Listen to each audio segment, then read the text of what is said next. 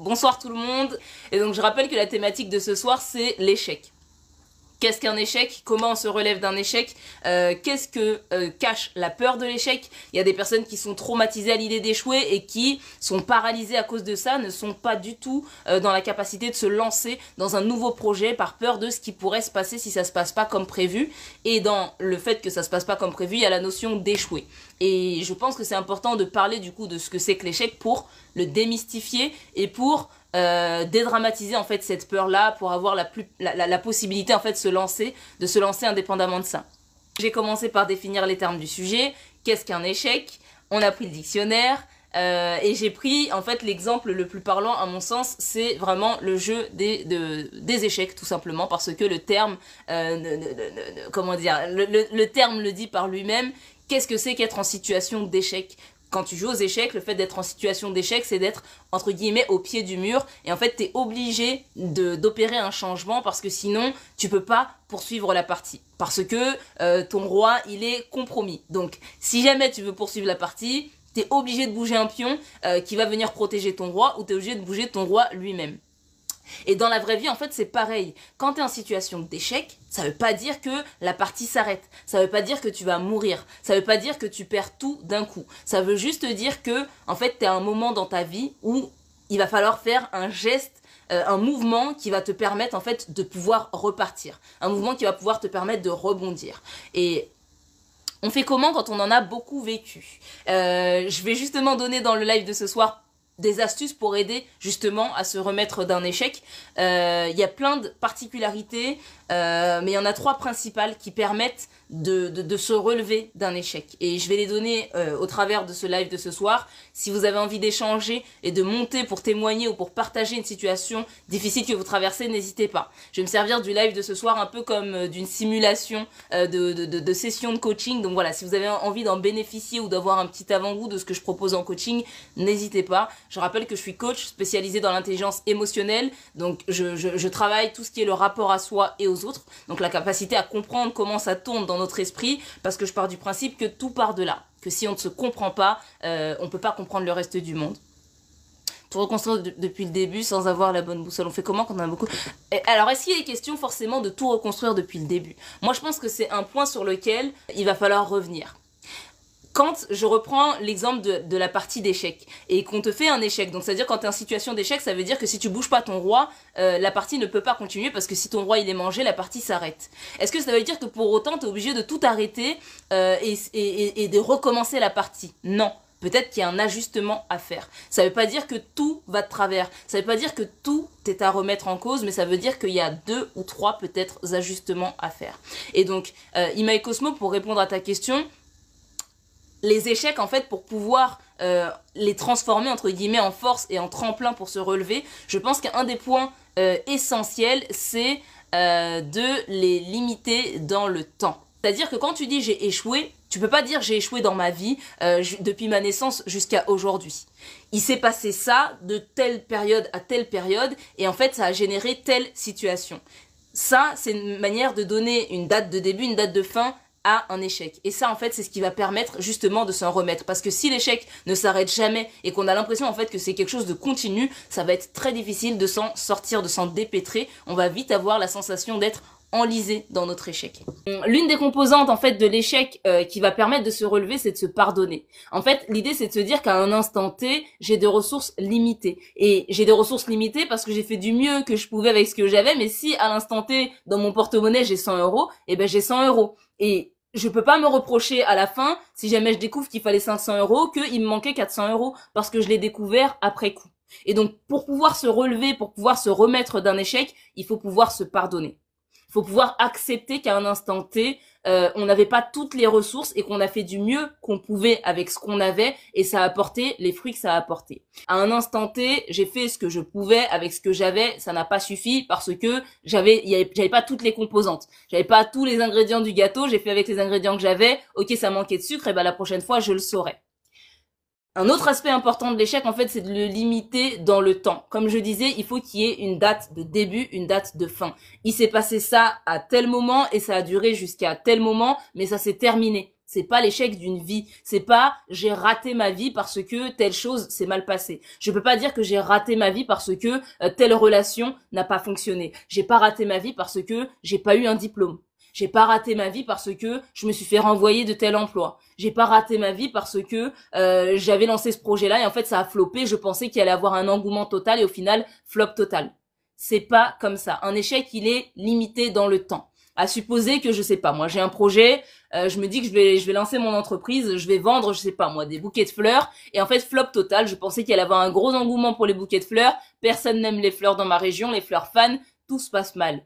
Ça veut pas dire que je suis une ratée. Ça veut dire que ce projet-là a échoué et il va falloir que je le limite dans le temps. C'était le projet des fleurs qui a duré du 1er janvier au 31 décembre 2025 et il a échoué. Et donc l'élément d'après, c'est les raisons pour lesquelles il a échoué. C'est très important de savoir identifier pourquoi quelque chose a échoué. Parce que au plus c'est clair et au plus en fait on arrête d'associer l'échec à notre personne. C'est pas je suis un raté, c'est il s'est passé ci et il s'est passé ça. Et si jamais je veux faire en sorte que ça n'échoue pas, bah la prochaine fois je peux corriger tel ou tel facteur. Se pardonner, on n'apprend pas à le faire à cause de la pression des gens. En effet, ça peut être plus ou moins difficile selon les environnements. Et malheureusement, il y a des environnements dans lesquels on nous a pas appris à faire preuve de bienveillance vis-à-vis de nous-mêmes et à nous pardonner quand les choses ne se passent pas comme prévu. N'hésitez pas à continuer de liker, parce que voilà, la qualité, je pense qu'elle a fait un peu descendre le live. On était pas mal nombreux tout à l'heure. On va faire en sorte que ça remonte. Surtout que la thématique de l'échec, c'est une thématique qui concerne énormément de monde. La peur de l'échec, c'est quelque chose que j'entends très très très souvent. Une question qui revient souvent, c'est comment on fait pour se lancer quand on a peur d'échouer. Et la réalité, c'est qu'il faut redéfinir l'échec pour pouvoir, surmonter cette peur-là. Comment comprendre nos traumas dus aux échecs, parce que parfois on est souvent dans le déni. Un des indicateurs qui peut aider à identifier qu'on est en réaction à quelque chose, c'est quand en fait quand on parle d'une situation qui n'a même pas encore eu lieu, on est déjà en train de parler du souvenir de quelque chose qui s'est passé. Oui, mais j'ai pas envie de perdre mon temps. J'ai pas envie de perdre mon temps. Et en fait, pourquoi tu perdrais ton temps? Bah, je l'ai déjà fait et je sais que voilà ce qui va se passer. Mais non, en fait, là, t'es en train de te baser sur un souvenir d'une expérience passée. T'as aucune idée de ce qui va se passer là. Ou j'ai vu la voisine, elle a perdu 5 ans de sa vie à essayer de vendre des trucs et ça ne s'est jamais vendu. Mais la voisine, c'est la voisine et c'est son histoire. Et si elle n'a pas identifié les éléments pour lesquels ça n'a pas fonctionné, évidemment que ça a duré pendant 5 ans. Mais peut-être que si elle avait identifié dès le départ ce qui faisait que ça ne fonctionnait pas, son échec, il aurait duré peut-être 1 mois et elle aurait pu s'en relever. On a peur de perdre son temps, en effet, on a peur de perdre son temps, mais comme je disais, à partir du moment où l'échec, il est limité dans le temps et que tu prends un indicateur, une date de début, une date de fin, et que tu observes ce qui s'est passé et tu analyses et tu prends du recul, là, en fait, au plus tu vas avoir cette capacité d'analyse et de prise de recul et de hauteur, et au plus tu vas pouvoir te remettre d'un échec et pouvoir rebondir rapidement. Les gens qui traînent dans l'échec, c'est les gens qui passent leur temps à remuer. C'est comme si tu fais un gâteau, tu fais une sauce, tu la goûtes, ça manque de sel, et tu continues de mélanger. Et tu goûtes encore et tu te rappelles que ça manque de sel et tu continues de mélanger. Et tu continues. Mais en fait, si ça manque de sel, va chercher le sel. Et tu mets du sel et là tu regoutes. Et là tu verras qu'en fait peut-être qu'il manquera aussi du poivre. Et là tu retournes et là tu regoutes. Et là c'est pas le poivre, en fait là c'est, je sais pas moi, le piment d'Espelette. Et là tu regoutes. Et en fait c'est grâce à ta capacité à analyser la situation et à te stopper quand ça correspond pas à tes objectifs que tu vas pouvoir rebondir et avancer. Un échec, c'est pas quand ça se passe pas comme prévu, je m'arrête, je m'assieds et je ne bouge plus. Je m'arrête, je prends du recul, j'analyse ce qui se passe et je rectifie. Exemple, j'ai peur de me marier parce que mon ancienne relation était toxique. Parfois, on se trompe 2 fois de suite aussi. Alors justement, Sasuke, je vais répondre à ça avec un autre des éléments qui permet justement de se relever d'un échec, c'est d'identifier les causes de l'échec. Si jamais tu as vécu une première relation qui était toxique et que maintenant tu as peur de vivre une autre relation en te disant j'ai pas envie qu'elle aussi elle soit toxique, la question que je te poserai c'est est-ce que tu as identifié les raisons pour lesquelles c'était toxique? Est-ce que c'était toxique parce que, je sais pas moi, il y avait de la dépendance affective? Est-ce que c'était toxique parce qu'il y avait un problème de communication, parce que ni l'un ni l'autre ne savait communiquer? Est-ce que c'était toxique parce que ça reposait sur des facteurs externes qui étaient indépendants de la volonté des 2 personnes? Si jamais ces facteurs-là, ils ont été identifiés et que tu repars avec les mêmes ingrédients, tu vas refaire la même recette. Et donc c'est ça l'une des particularités de l'échec, c'est qu'il va falloir identifier très clairement les causes de l'échec. Parce que à partir du moment où tu identifie les causes de l'échec. Il n'est pas dit que ça va mieux se passer, mais à ce moment-là, tu seras en capacité d'identifier et de faire en sorte, en tout cas, qu'il se repasse pas exactement la même chose. Tu vas pas refaire exactement la même recette si tu sais que ça donne pas une bonne sauce. Comment identifier? Parfois c'est dur. Alors je pense qu'il faut prendre du temps. Déjà il faut prendre du temps, il faut prendre du recul. Un des éléments qui permet d'identifier quand une situation elle convient pas et d'où ça vient, c'est d'identifier les zones de douleur. Exemple, quand tu vas chez le médecin et que tu dis voilà, j'ai mal au genou, il se passe ça, quand j'appuie ça fait comme ça, quand je fais ci ça fait comme ça, c'est grâce à ça en fait, c'est grâce aux symptômes qu'on va aller identifier ce qui se passe. Ah bah tiens, tu fais de l'arthrose, ou ah bah tiens, tu t'es fêlé quelque chose, ah bah tiens, tu t'es cassé ou tu t'es tordu quelque chose, et là en fait on va pouvoir avoir le traitement adapté. Dans la relation c'est pareil. Qu'est-ce qui se passait? C'était quoi les symptômes? À chaque fois qu'on se parlait, on se criait dessus, ou à chaque fois qu'elle m'envoyait pas des messages pendant 30 minutes, c'était la crise et je pétais mon câble, ou à chaque fois qu'on se retrouvait, on était obligé de se friter ou de se fighter, ou à chaque fois que mes parents, je leur en ai parlé, ça s'est mal passé, tu vois, ça va être des éléments très clairs qui vont te permettre d'identifier d'où vient le problème. Est-ce que c'est un problème de communication? Est-ce que c'est un problème de confiance? Est-ce que c'est un problème de compatibilité? Est-ce que c'est un problème de... Voilà, il y a plein de formes de problèmes qui peuvent se manifester. Et donc, à partir du moment où tu arrives à identifier le problème, tu as déjà résolu la moitié du problème. Rappelez-vous que les gens qui réussissent, c'est pas les gens qui n'échouent pas. C'est les gens qui rebondissent rapidement, avec fluidité. Et en fait, ils ont tellement appris à le faire qu'ils le font de manière très efficace au point où on ne se rend même plus compte en fait qu'ils n'arrêtent pas de tomber. Et les gens qui sont en situation d'échec dans leur vie, c'est comme je disais, c'est les gens qui ne se relèvent pas. C'est bah tiens, j'ai essayé de courir, ça n'a pas marché et je regarde pas ce qui se passe et je m'arrête. Et quand on dit mais pourquoi tu cours plus? Bah ça n'a pas marché. Mais pourquoi ça n'a pas marché? Bah je sais pas, parce que je suis un raté, parce que j'ai échoué, j'ai raté ma vie.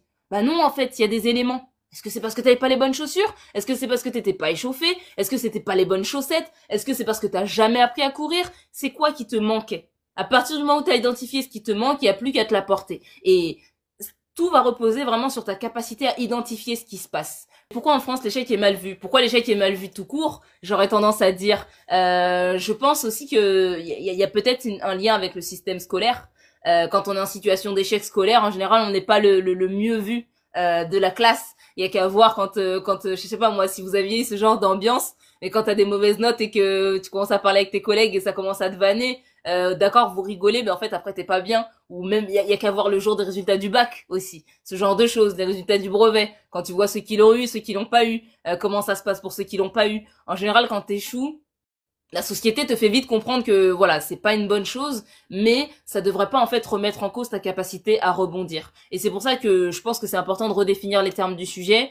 Tout le monde aussi n'est pas, on n'est pas tous égaux face au rapport à l'échec. Il y a certaines personnes qui sont dans des cadres où la famille va dire mais qu'est-ce que c'est que ça, nanani nanana, plus jamais, puis ceci, puis cela, puis de toute façon, je savais que t'allais rater ceci, cela. Et il y a d'autres familles dans lesquelles on va te dire mais c'est pas grave, c'est ok, ça arrive à tout le monde, donc tu te relèves et tu repars. Et l'idée, c'est de se dire que maintenant qu'on a les clés, maintenant qu'on est adulte et qu'on, même si on n'a pas appris de la bonne manière, l'idée, c'est de se dire maintenant, on se relève et on repart. Des particularités aussi pour pouvoir se remettre d'un échec. Donc, comme j'ai dit, il faut le limiter dans le temps. Donc, il y a une date de début, il y a une date de fin. Il y a le fait de se pardonner, de se dire, voilà, à un moment donné, j'avais pas les ressources nécessaires, j'ai fait du mieux que j'ai pu avec ce que j'avais, mais ça n'a pas suffi. C'est ok. Il y a le fait de chercher une solution.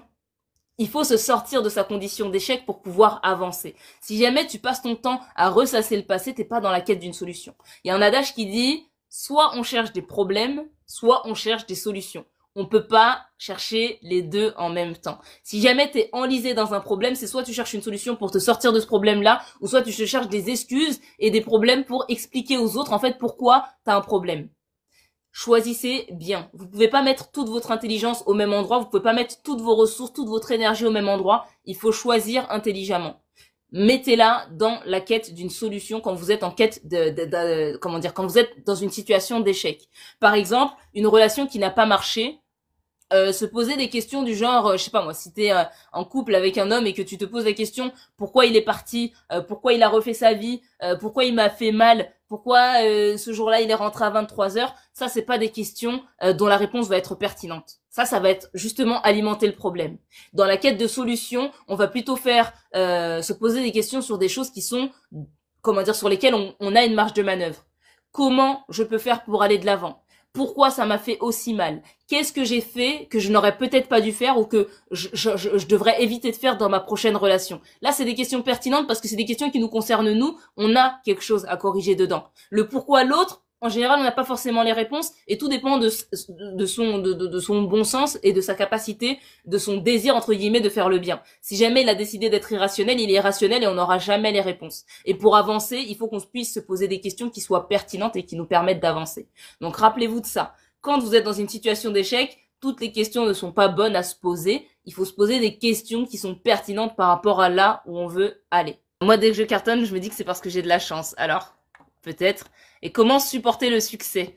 Ah, d'accord, j'entends, du coup je comprends. Je pense que ça a à voir directement avec la confiance en soi et l'estime de soi. Quand on n'a pas trop confiance en soi et qu'on a une estime de soi qui est faible, quand les choses se passent bien, on a vite fait de se dire non mais c'est pas grâce à moi, c'est parce que les étoiles étaient alignées ou c'est grâce à un tel. Ah non mais c'est à cause du travail d'un tel. Et en fait, l'incapacité à se valoriser, ça va faire un cercle vicieux.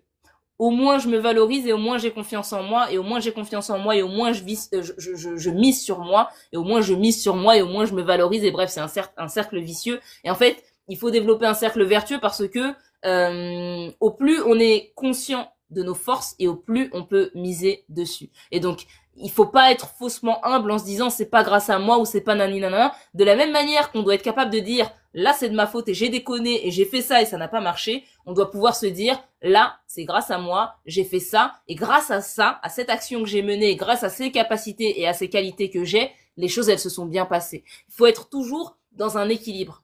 On est toujours dans la juste mesure, on est toujours dans un juste milieu.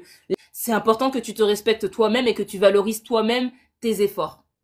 Parce que ta capacité à fournir d'autres efforts, c'est justement grâce à ta capacité à te féliciter quand c'est nécessaire. Si tu es en train de gravir une montagne ou de fournir un effort par rapport à un exercice qui est difficile, je sais pas moi, un marathon, et que à un moment donné, tu dis pas à ton corps ou à ton cerveau c'est bien ce que tu fais, je suis fière de toi, continue comme ça, à un moment donné, tu vas te décourager et ton cerveau, il va se dire c'est bon frère, on fait toujours l'effort, il nous félicite jamais, on n'a jamais une récompense, on n'a jamais un merci, on n'a même pas de l'eau, on n'a même pas une pause. À un moment donné, on va juste se décourager et arrêter. Et donc c'est pour ça que c'est toujours un équilibre. Rien n'est bon dans l'excès. Même l'excès d'humilité, c'est pas bon. Rien n'est bon dans l'excès. Il y a toujours une juste mesure, il y a toujours un juste milieu. Merci à toi Sasuke, ça me fait plaisir. En tout cas, si tu trouves tes réponses, n'hésitez pas à liker, n'hésitez pas à partager ce live avec des personnes qui ont justement ce rapport à l'échec qui est un peu difficile, la peur d'échouer, le fait d'être paralysé par l'idée de se dire mais si ça se passe mal, mais comment ça va se passer, mais je m'en remettrai jamais, mais ceci, mais cela. Tout ça, c'est des croyances qui sont limitantes et c'est important d'en finir avec ça, c'est important du coup de s'informer. Et donc pour revenir sur le rapport à l'échec, voilà, on a identifié l'échec, on lui a donné une durée de vie, une date de début, une date de fin. On a identifié les causes, on a trouvé les solutions. Et un des éléments aussi qui est important, c'est tout simplement d'accepter. D'accepter les émotions que ça génère, d'accepter que ça fait mal. Voilà. Des fois, faut ravaler un peu son ego et se dire, ok, là, ça m'a blessé. Et il faut vivre la blessure telle qu'elle est. Au plus, en fait, on va se donner le droit de ressentir ce truc-là et au plus vite, on va pouvoir se relever. Si on passe son temps à se dire, ah non, moi, je suis un Ragel, je suis un soldat, je pleure pas, ça fait pas mal, c'est pas grave, je tombe, je me relève, je tombe, je me relève. En fait, à un moment donné, ça se trouve, tu t'es cassé le genou et à cause du fait que t'as même pas pris le temps d'accepter que ça t'a fait mal, tu vas repartir et en fait, dans ta course, tu vas te reblesser. Parce que t'as pas accepté qu'à un moment donné t'as eu mal et qu'il faut juste guérir de ta blessure avant de repartir. Ton genou, c'est comme s'il t'offrait ses bons et loyaux services pendant toute ta vie. Et le jour où il se blesse et qu'il te demande juste un peu de repos, juste un peu d'écoute, juste un peu de patience, toi t'es là, tu le maltraites et tu veux le renvoyer dans la course. Alors là oui, il va te dire mais en fait flemme, non, on collabore pas. On n'est pas dans la même team. Pourquoi tu m'autodétruis? Pourquoi tu me fais mal comme ça alors que je fais partie de toi? Et c'est vraiment une manière d'imager, mais c'est toutes les parties du corps. Et comme je disais, quand vous fournissez un effort, si vous n'êtes pas dans la gratitude vis-à-vis de vous-même et que vous n'êtes pas capable de reconnaître qu'à un moment donné, ce que vous avez fait, c'est bien, si vous n'êtes pas capable de vous auto-féliciter, d'être fier de vous récompenser pour vos efforts, il y a une partie de vous qui va se dire, à un moment donné, ça ne sert à rien. On se sent toujours aussi mal. C'est comme si vous aviez un parent, et donc là, ça c'est un truc dans lequel il y a pas mal de personnes qui vont peut-être se retrouver. Vous avez un parent, vous lui dites, voilà, j'ai eu 8 sur 10, il te dit, t'aurais dû avoir 9. Tu lui dis, j'ai eu 9 sur 10, il te dit, t'aurais dû avoir 10. Tu dis, j'ai eu 10 sur 10, et là, il te dit, non, mais là, t'aurais dû faire ci, ça, ça. Et en fait, la barre, elle est toujours plus haute. Et à chaque fois que tu vas et que tu lui fais part de ta réussite, tu te heurtes encore à une insatisfaction et au fait que t'es pas encore assez à la hauteur. Il y a des personnes qui malheureusement ont grandi, ou heureusement, je sais pas, parce que du coup ça développe une forme de perfectionnisme qui peut avoir ses avantages. Il y a des personnes qui ont grandi avec des parents comme ça. Et quand on grandit avec des parents comme ça, c'est important d'actualiser les trucs. Parce que souvent la manière dont on se traite, c'est la manière dont on a été traité. Et donc du coup, si on a été traité avec un excès de dureté, si on remet pas ça en question, ça peut être très dur de composer avec les petites pensées qu'on a dans sa tête. L'essence même de la gratitude, c'est d'être conscient de ce qu'on a comme cadeau, comme présent de la vie, et d'être reconnaissant vis-à-vis de ça. Donc à un moment donné, tu peux pas être dans la gratitude constante, tu peux pas être croyant et d'être dans la gratitude constante en étant ingrat vis-à-vis de toi-même. Ingrat vis-à-vis du temps qu'on t'a donné, de l'énergie qu'on t'a donné, de la beauté qu'on t'a donné, des ressources qu'on t'a donné, de l'intelligence qu'on t'a donné, des qualités t'en as forcément. Et quand tu abordes le monde et que tu dis moi j'ai pas de qualité, ou moi je suis personne, ou moi je vaux rien, ou si jamais ça marche c'est grâce à la chance ou à tout ça, tu sous-entends que tous les présents là, tous les dons qu'on t'a fait, en fait ça vaut rien. Et ça, tu peux être croyant, si t'es croyant, sache que voilà, c'est peut-être pas un blasphème, mais c'est tout comme.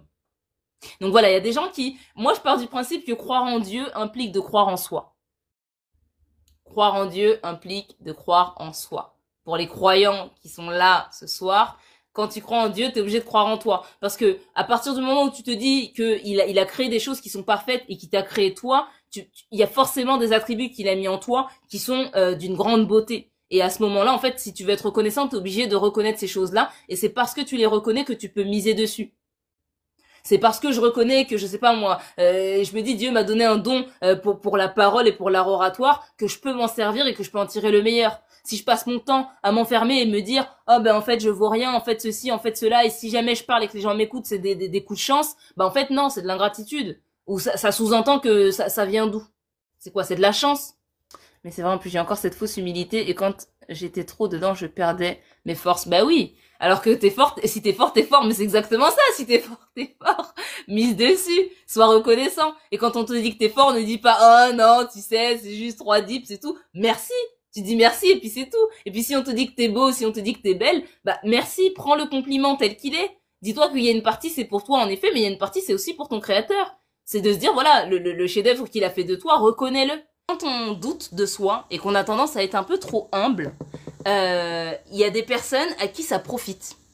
Et donc il y a des personnes qui ont tout intérêt à ce qu'on reste dans cette énergie où on se minimise. Et à cause de ça, en fait, malheureusement, si on écoute ces personnes-là, on a vite fait de se minimiser. Et c'est justement pour ça que c'est important de se connaître à sa juste valeur, de ne pas se surestimer, mais de ne pas se sous-estimer non plus. C'est toujours une question d'équilibre. Les musulmans qui sont dans ce live se retrouveront. L'islam, c'est la religion du juste milieu. Parce que c'est toujours une question de juste mesure. Quand t'es dans l'excès, c'est pas bon. Quand t'es pas dans assez, c'est pas bon non plus. C'est toujours une question de juste milieu. Et rappelez-vous que quand vous êtes en déséquilibre, les gens à qui ça profite vont toujours faire en sorte d'accentuer ce déséquilibre. Si jamais j'ai pas trop confiance en moi et qu'on voit que je suis en train de gagner un peu confiance en moi, je commence à mieux me connaître, je commence à être un peu plus à l'écoute de mes limites, et qu'en fait autour de moi, il y avait des personnes qui avaient l'habitude que je respecte pas mes limites dans leur intérêt, évidemment ça va les déranger. Et là, on va se retrouver avec des commentaires du genre « Ah, mais toi, t'as changé, hein, tu donnes plus l'heure, hein. Ah, mais toi, depuis que nanani, nanana, hein. Ah, mais toi, tu touches plus le sol, hein. » Ce genre de choses. Rappelez-vous que c'est toujours les gens à qui ça ne profite pas. Et à l'inverse, quand on est trop humble, enfin à l'inverse, même dans le même exemple, quand on est trop humble et que par exemple on est au travail et parce qu'on connaît pas notre valeur, on va faire constamment des heures sup, notre responsable l'a compris. Notre responsable a tout intérêt à ce qu'on fasse des heures sup, c'est pas lui qui va venir nous inspirer confiance en nous. Et donc c'est pour ça que c'est un travail qu'on doit faire de l'intérieur. C'est important d'en prendre conscience. Il n'y a personne qui a la responsabilité de travailler sur nous plus que nous-mêmes. Comment avoir confiance en soi? Ah, j'aime beaucoup. Moi, je pense que pour avoir confiance en soi, il faut se connaître. Et pour se connaître, il faut s'observer. Pour répondre à cette question, en général, j'ai tendance à donner l'exemple comme d'une personne. Comment tu fais pour avoir confiance en une personne quand tu viens de la rencontrer? Déjà, il faut que cette personne elle soit bienveillante. Il faut qu'elle t'inspire quelque chose qui te donne envie d'aller vers cette personne. Il faut pas qu'elle trahisse ta parole. Il faut pas qu'elle trahisse sa parole. Il faut pas qu'elle te trahisse d'une manière ou d'une autre. Et au plus, en fait, elle va te donner d'éléments positifs pour lui faire confiance. Et au plus tu vas lui faire confiance, au plus tu vas l'apprécier et au plus ça va bien se passer. Avec toi, c'est pareil. Je me connais. Aujourd'hui, je m'étais dit que j'allais aller au sport. Je suis allée au sport. Je me suis pas menti. Ah, la confiance, elle commence à s'installer. Aujourd'hui, je me suis complimentée. Je me suis dit que j'avais des beaux yeux. Ah, ça me fait plaisir. Je trouve que je suis bienveillant avec moi-même. Aujourd'hui, j'ai fait une erreur et en fait, au lieu de me blâmer, je me suis répété que j'avais fait mon maximum et que c'était ok et que du coup, j'allais faire de mon mieux le lendemain. Ah, ça me donne envie, c'est des paroles qui m'encouragent. Et là, petit à petit, je développe une relation avec moi, vis-à-vis de moi, qui est saine. Et là, je développe ma confiance en moi. À l'inverse, comment je détruis la confiance en moi, c'est quand je suis trop dure avec moi. Aujourd'hui, j'ai dit bonjour à la fille que je trouvais jolie, elle m'a pas regardé, et là, au lieu de me dire c'est pas grave, demain tu feras mieux, et ben je me dis mais t'es con ou quoi, t'aurais jamais dû lui donner l'heure, tu vois pas comment tu t'es ridiculisé, la honte en plus, tout le monde t'a vu à l'arrêt de bus, regarde comment les gens se sont moqués, ceci, cela. Ça, c'est pas de la bienveillance. Et quand t'es dur avec toi-même, c'est très très dur d'avoir une relation de confiance vis-à-vis de toi-même. Voyez-le comme une personne à l'extérieur. C'est toujours une bonne manière de définir le rapport à soi. Imaginez-vous que les pensées que vous avez là dans votre tête qui tournent en boucle, c'est une personne à part entière et cette personne-là, elle s'exprime vis-à-vis de vous de cette manière-là. Elle passe son temps à vous répéter... Elle passe son temps à vous répéter, mais t'es nul, hein, mais tu vois pas qu'est-ce que tu dis, y a personne qui t'écoute, tu vois pas qu'est-ce que tu dis, c'est pas intéressant, en plus t'es moche, regarde ton corps, ceci, cela. Imaginez-vous un ami comme ça. Personne ne veut d'un ami comme ça. Donc ne vous faites pas ça dans votre propre tête. Personne ne veut de ça. Personne ne veut de cette compagnie. Sachez identifier cette compagnie-là et sachez vous en débarrasser. Changez vos fréquentations vis-à-vis de vous-même. Parfois, c'est parce qu'on a grandi dans cet environnement-là. Quand on a eu des parents, comme je disais, ou des figures d'autorité qui étaient très sévères avec nous, il y a de grandes chances en fait qu'on ait développé ces pensées-là et ces croyances vis-à-vis de nous-mêmes. Quand on n'a pas eu l'habitude d'avoir été encouragé, quand on a eu l'habitude autour de nous d'avoir des personnes qui pointaient le négatif, on a vite fait de le faire nous aussi. La douleur est inévitable, la souffrance est une option. C'est-à-dire qu'à partir du moment où il y a l'expérience, elle est douloureuse, ok, on a compris, ça fait mal, on arrête. Quand tu passes ton temps à répéter ce qui s'est mal passé et que tu te blâmes, là c'est de la souffrance et là c'est une option. Et là tu choisis ou pas de souffrir de cette manière-là. Comment ne pas écouter ce que l'on a dans la tête? Il faut l'identifier d'abord. Il faut identifier parce qu'en fait quand tu sais pas que c'est pas exactement toi, t'as vite fait de penser que c'est ton identité. T'as vite fait de penser qu'en fait, tu es ce à quoi tu penses. Or qu'en fait, si jamais tu prends le temps et que tu identifies, que tu mets sur le papier, t'as vite fait de comprendre que c'est pas toi. Il y a un truc que je fais, moi, pour moi-même, parce qu'il faut savoir que voilà, je suis coach en gestion des émotions, mais moi-même, ce que je transmets aux gens, je me l'applique à moi-même. Il y a pas longtemps, j'ai traversé un événement très douloureux, à savoir un deuil. Et en fait, quand tu traverses un deuil, c'est très très très difficile de ne pas te laisser absorber par les émotions négatives. Et en fait, ce que j'ai fait, c'est que j'écrivais régulièrement. Et ce que j'écrivais souvent, c'est mes émotions ne me définissent pas. Je ressens les émotions, mais ce n'est pas moi. Je souffre là, mais je ne suis pas la souffrance. Je n'incarne pas la souffrance, ça ne fait pas partie de moi. À ce moment-là précis, je traverse cette expérience-là, mais ça ne fait pas partie de moi. Et c'est pareil pour ces pensées-là. Quand je suis dur avec moi, ça ne veut pas dire que je suis dur, point. En ce moment, je suis dur avec moi, ça a forcément sa source, ça vient de quelque part. Mais c'est pas mon essence. Si jamais ça me détruit constamment de penser comme ça veut dire que par essence, je ne suis pas comme ça. Parce que je ne suis pas, une forme d'autodestruction pour moi-même. Les choses que je fais et qui me nuisent, ça veut dire qu'il y a un problème en fait. Il y a un bug dans le système. C'est pas normal, c'est pas une programmation par défaut. Enfin, c'est quelque chose qui est survenu à la suite d'une éducation, à la suite de plein de choses. Et du coup, il faut pouvoir s'en défaire. Mais pour pouvoir s'en défaire, faut identifier. Et pour identifier, faut s'observer. Alors du coup... L'écriture, c'est quelque chose qui aide. Le coaching, ça aide aussi beaucoup parce que le fait d'avoir en fait un coach ou quelqu'un d'extérieur à nous qui nous observe et qui voit ce qu'on a l'habitude de faire en automatique, des fois, ça nous permet de sortir de notre personne.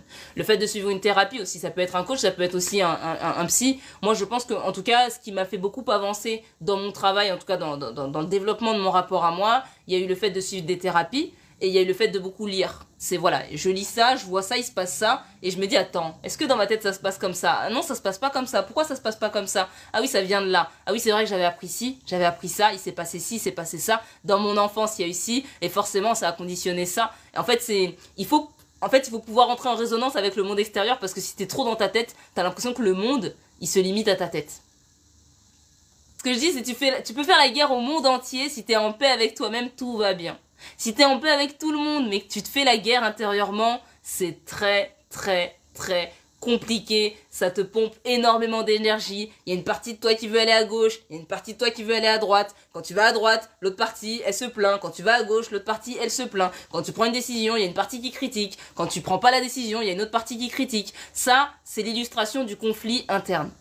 Et donc ça, c'est vraiment ce qu'on veut éviter. Donc moi, quand je dis que je travaille le rapport à soi, c'est justement l'idée de se dire, dans ma tête, on est plusieurs, mais on s'entend bien. On cohabite en paix. On n'est pas en conflit constant. On n'est pas en train de se déchirer pour chaque décision. Il n'y a pas une partie de moi qui insulte une autre partie de moi parce que j'ai voulu prendre cette décision. Il n'y a pas mon cœur d'un côté et ma raison de l'autre côté. Et quand mon cœur, il veut quelque chose, ma raison, elle va à l'opposé en disant, non, c'est pas comme ça, nanana. L'idée, c'est d'être un tout.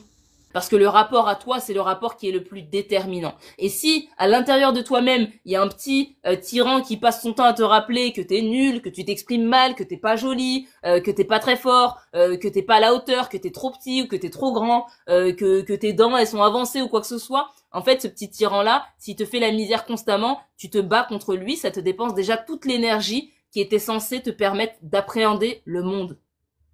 Et la vie, elle est déjà assez difficile comme ça pour briser la moitié de ton énergie pour aller te battre avec toi-même. C'est comme si, c'est comme l'exemple que je donne souvent, c'est comme ton téléphone, le matin, il est chargé à 100% et tu dois aller en randonnée. Tu vas aller loin, tu sais pas quand est-ce que tu vas revenir, t'as besoin de connexion, t'as besoin d'économiser ta batterie. Au lieu de ça, tu fais quoi? Tu allumes une application en arrière-plan et tu la laisses tourner. Et tu fais rien avec, mais juste tu la laisses tourner. Tu la laisses ouverte. Comme TikTok commence à bouffer la batterie, là. Tu la laisses en arrière-plan. Et ben forcément, ça bouffe la batterie et ça va t'empêcher, en fait, d'aller là où tu veux aller parce que ça te limite. L'application en arrière-plan, si jamais je devais l'imager dans votre esprit, c'est cette petite voix qui vous dit, t'es pas à la hauteur, t'es trop nul, ah mais t'as raté, ah mais t'as vu comment t'as échoué la dernière fois, ah mais t'as vu comment c'était la honte, ah mais tout le monde t'a regardé, ah t'as vu ton pantalon, il était moche. Et on n'a pas besoin de tout ça. On n'a pas besoin de tout ça, la vie est déjà assez compliquée comme ça. Mais parfois, par rapport à la manière dont on a grandi, à l'éducation qu'on a reçue, à l'environnement dans lequel on a été, c'est très difficile pour nous de désactiver ces choses-là. Et à ce moment-là, faut pas hésiter à se faire accompagner, faut pas hésiter à se renseigner, faut pas hésiter à s'instruire. Moi, le gros de mon travail, une grosse partie de mon travail sur mon rapport à moi, c'est de la lecture. Beaucoup, beaucoup, beaucoup de lecture. Donc voilà, se renseigner, le savoir, c'est vraiment la clé. C'est le truc qui permet de se sortir des prédispositions dans lesquelles on est placé. Et quand on travaille sur soi, l'idée, c'est de se dire à quel moment j'ai souffert et à quel moment, au lieu d'aller de l'avant, je me suis arrêtée dans le temps. Et j'ai passé mon temps, du coup, à m'inquiéter. C'est ça quand on dit, il y a pas longtemps, il y a une fille qui s'appelle Penda, j'aime beaucoup le contenu qu'elle propose. Elle disait, c'est soit t'es dans l'amour ou soit t'es dans la peur. Tu peux pas être dans les deux. Et donc soit t'es dans l'amour, soit t'es dans la peur. Et donc il y a des gens qui vivent en fait avec la peur constante de voir les malheurs se reproduire. Et en plus paradoxalement, plus ils pensent et plus ça provoque en fait les choses qu'ils redoutent le plus. Et donc l'idée c'est de vivre dans l'amour. Donc détacher de ses peurs et de se réparer. En fait, je me répare pas au moment où je me relève et j'ai plus mal. Je me répare au moment où j'arrête de vivre en réaction à cette peur. Et il faut savoir que souvent, la mémoire émotionnelle, comment dire, elle a tendance un peu à dramatiser les choses quand on ignore les émotions. C'est par exemple, je sais pas moi, un jour je me suis... j'étais dans la cour de récré et j'étais avec un groupe d'enfants et j'ai donné mon avis et tout le monde m'a tourné le dos. Et en fait, ça m'a fait tellement mal à cet âge-là, parce que j'étais un enfant et que j'étais dans la cour de récré. Faut savoir que quand t'es un enfant et que t'es dans la cour de récré c'est ton monde. Tu ne connais pas le reste du monde, la cour de récré c'est ton monde. Merci beaucoup pour les cadeaux. Et donc du coup, à ce moment-là, quand t'es enfant, ça te brise le cœur de savoir que t'es rejeté par tout le monde. Et en fait, il se peut qu'avec cette mémoire-là, là, émotionnelle, tu te dises, je vais plus jamais dire ce que je pense parce que quand je vais dire ce que je pense, tout le monde va me tourner le dos. Le problème, c'est que ce souvenir-là, il s'est calé, t'avais 10 ans. 20 ans, 30 ans, 40 ans après, t'as toujours pas actualisé le souvenir. Et en fait, dans ta tête, ce souvenir-là, il est attaché à une émotion telle que tu ne vas plus jamais prendre le risque d'exprimer ce que t'as sur le cœur. Et là, t'es en train de vivre en réaction à quelque chose qui s'est produit il y a plus de 20 ans, plus de 30 ans en arrière. Et donc, quand on est en coaching, c'est ce sur quoi on travaille. Qu'est-ce qui s'est passé il y a 20 ans, 30 ans que j'ai pas lâché, qui m'a fait tellement mal que je me suis dit que j'allais arrêter de vivre. On revient dessus, on met de la clarté, on met de la lumière, on exprime ce qu'il y a exprimé, parce que s'il y avait des larmes à faire sortir, bah faut les faire sortir à un moment donné. C'est à cause de ça que l'émotion, elle a l'air ingérable. C'est parce qu'en fait, on l'a tellement étouffée qu'on a l'impression que si jamais on la laisse sortir, elle va nous exploser à la figure et que ça va mal se passer. Or que les émotions, au plus on les laisse circuler et au plus ça va. Si ça va pas un temps et que je me laisse le droit d'aller mal et après ça va mieux, tout va bien. Si ça va pas un temps et que j'essaie d'enfermer ce mal-être dans une boîte et que j'essaie de l'étouffer et j'essaie d'oublier et ceci et cela, ça peut pas fonctionner. La gestion des émotions, c'est ça, faut que ça circule. Parce que c'est difficile. Ça fait remonter des choses douloureuses. Parfois, ça demande d'aller recreuser de réouvrir des tiroirs qu'on a fermés depuis longtemps et qu'on n'a pas envie d'ouvrir. Voilà, des fois, ça peut être très très très difficile. Émotionnellement, ça peut être très lourd. Et c'est ça la particularité des émotions, c'est qu'on les voit pas. Parce qu'on les voit pas, on se dit bah c'est pas un drame. Mais en fait, c'est un drame qui peut se jouer intérieurement. Des fois, ça peut être la tempête à l'intérieur. Et les gens, ils ont pas idée. Et c'est pour ça que des fois, on peut se sentir très seul dans ces émotions. Et donc, c'est important pour nous de les identifier. Si les gens ne nous comprennent pas, mais que nous, on se comprend, c'est déjà une bonne base. Voilà, donc on a passé pas mal de temps en live, là, mis bout à bout, sans compter les petits bugs inopinés qui se sont produits ce soir. Je rappelle que voilà, tout ce que je propose dans mon contenu, c'est lié autour de ça, le rapport à soi, et au plus on est en phase avec soi-même, et au plus on peut être en phase avec le reste du monde. Rappelez-vous, l'idée c'est d'être en paix avec soi-même, et on n'a pas tous eu les mêmes bases. On part pas tous du même point de départ. Il y en a qui partent de très très très loin. Et donc c'est ok. Chacun son rythme. C'est pas une course. L'objectif c'est de continuer. Parce que la vie elle peut durer 2 jours comme elle peut durer 50 ans. Et pour 50 ans, il faut qu'on soit équipé. Il faut qu'on soit équipé aussi pour 2 jours. Mais voilà, la vie, elle s'arrête pas quand on vit des expériences douloureuses et difficiles. Bien au contraire, la vie, elle continue. Et quand on est capable de rebondir et de se relever d'un échec, et ben après, on en ressort grandi, on en ressort plus fort. Mais rappelez-vous, à condition de limiter l'échec dans le temps, donc tirer des leçons, de se donner le droit, de se pardonner et d'accepter que en fait la vie, enfin comment dire, c'est des choses qui arrivent. Donc voilà, je pense qu'on s'est tout dit, il n'y a pas de questions supplémentaires. En tout cas, moi j'ai passé un super moment avec vous. Je vous remercie pour la force, je vous remercie pour le soutien, je vous remercie pour la bienveillance. C'est vraiment un truc que j'apprécie, pour les bonnes ondes. N'oubliez pas de vous hydrater, comme d'habitude. Hein. Petit bissap fait maison, j'en profite, je déguste. Bon, sur ces sages paroles, je vous souhaite une bonne nuit. Prenez soin de vous, hydratez-vous et je vous dis à la prochaine. Je sais pas quand est-ce que sera le prochain live, mais ce sera certainement incessamment sous peu, Inch'Allah. Salam!